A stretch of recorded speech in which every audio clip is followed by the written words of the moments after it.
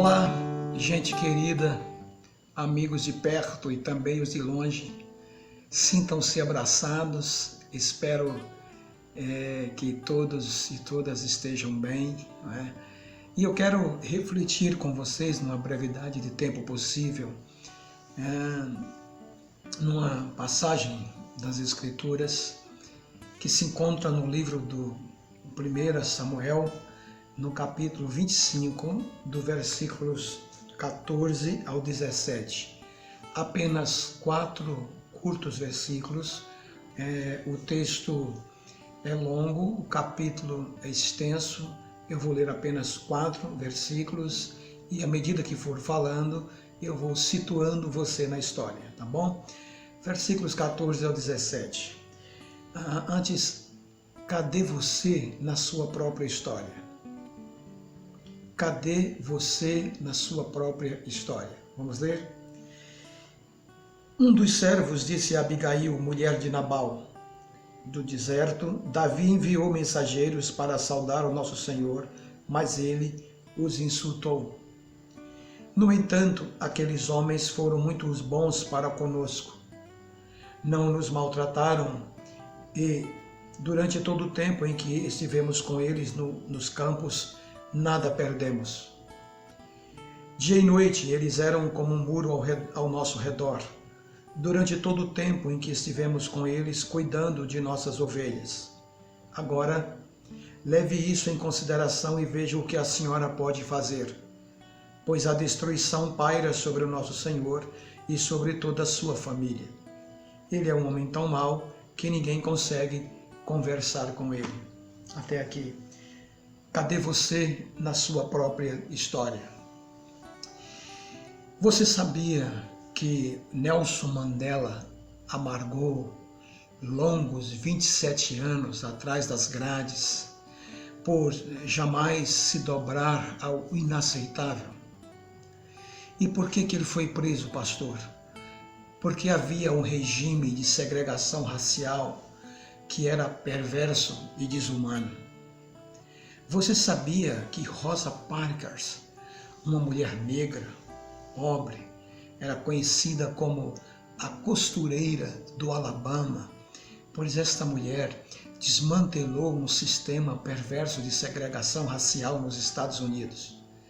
Em 1950, as primeiras filas dos ônibus eram, por lei, eram reservadas para passageiros brancos.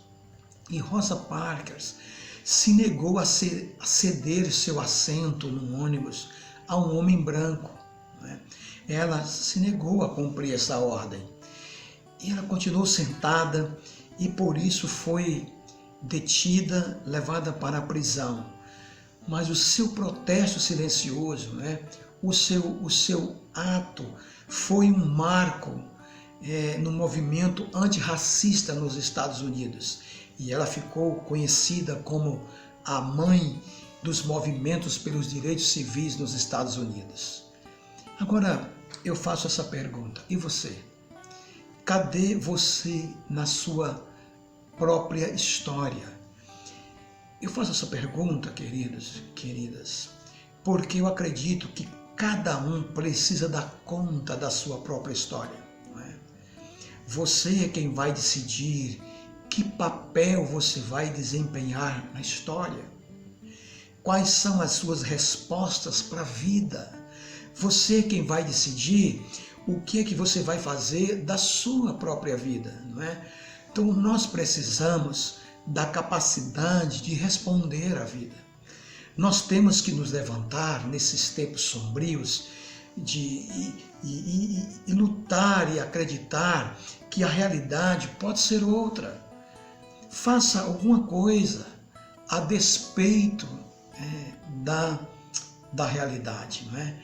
Então eu quero ajudar você hoje a acreditar que a vida pode ser diferente. Eu quero ajudar você a acreditar que o mundo pode ser diferente. Não é? Nós necessitamos de homens e de mulheres com vidas marcadas pelo dever e pelo imperativo de não cruzar os braços, desculpe, de não se adequar.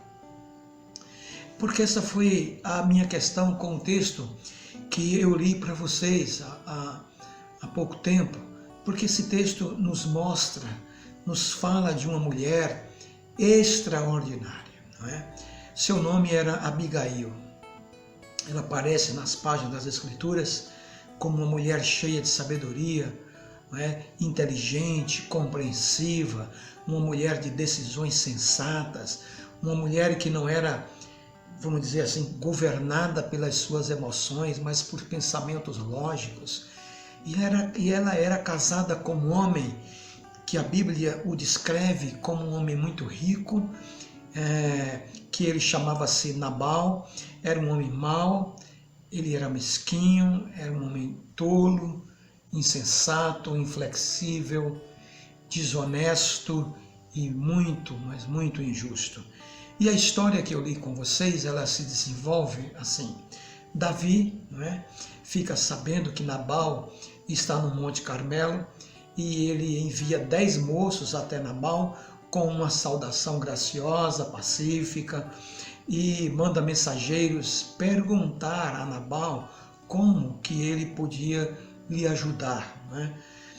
Pergunte se ele pode nos dar algum alimento, algo para beber, lã para nos cobrir, e testemunhe que nós o ajudamos outrora, no passado, né? Defendemos eles, testemunhem do favor que lhes fizemos um dia. Porque um tempo atrás, né, Davi, com seu exército, deu cobertura aos pastores de Nabal.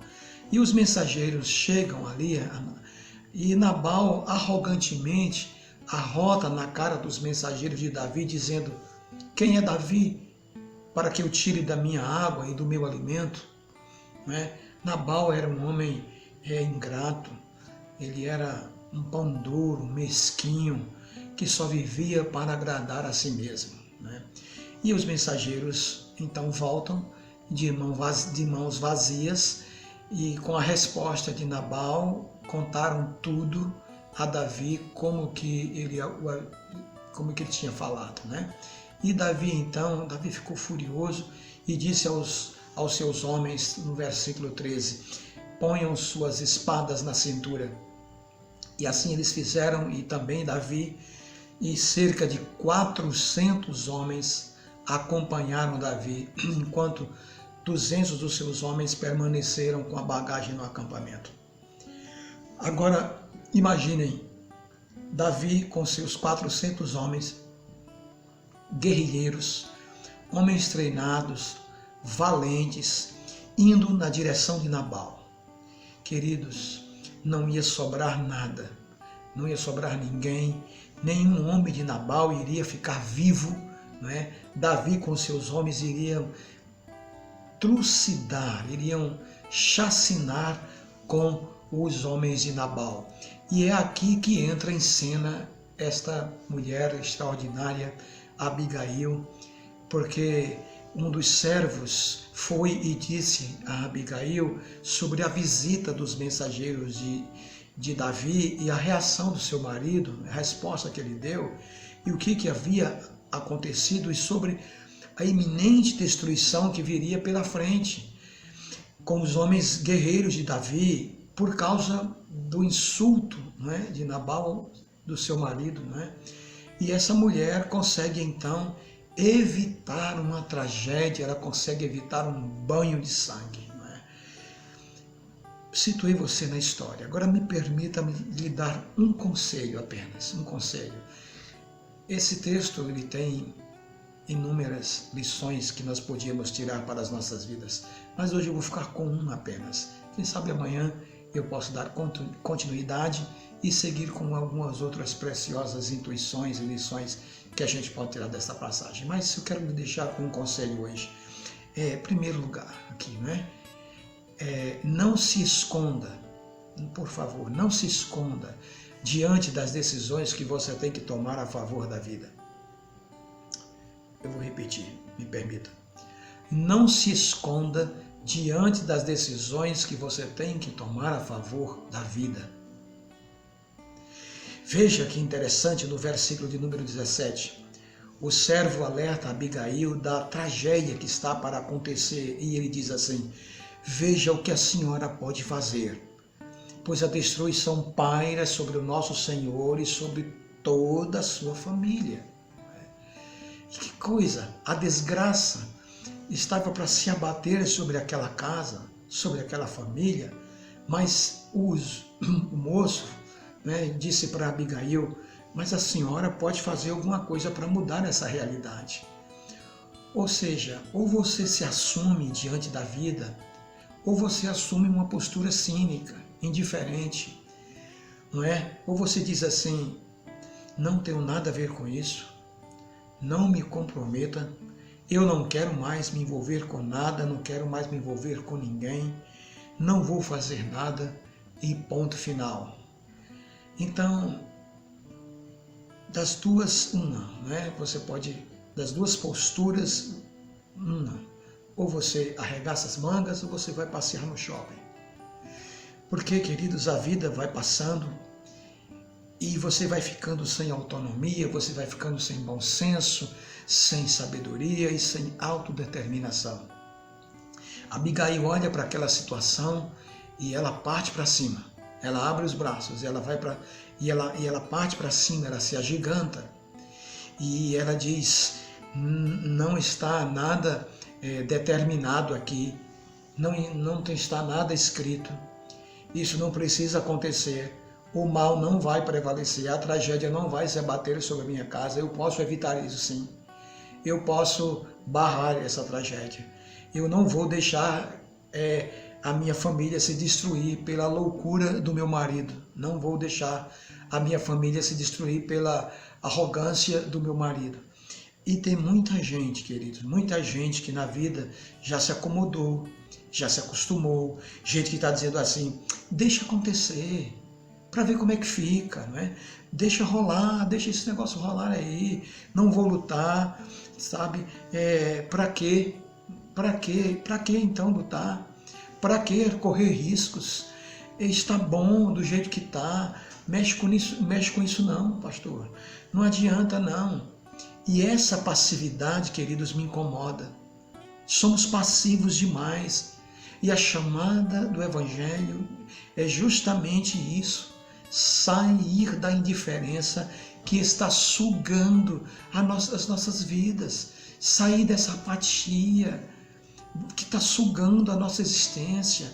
O servo disse para Abigail: veja o que a senhora pode fazer.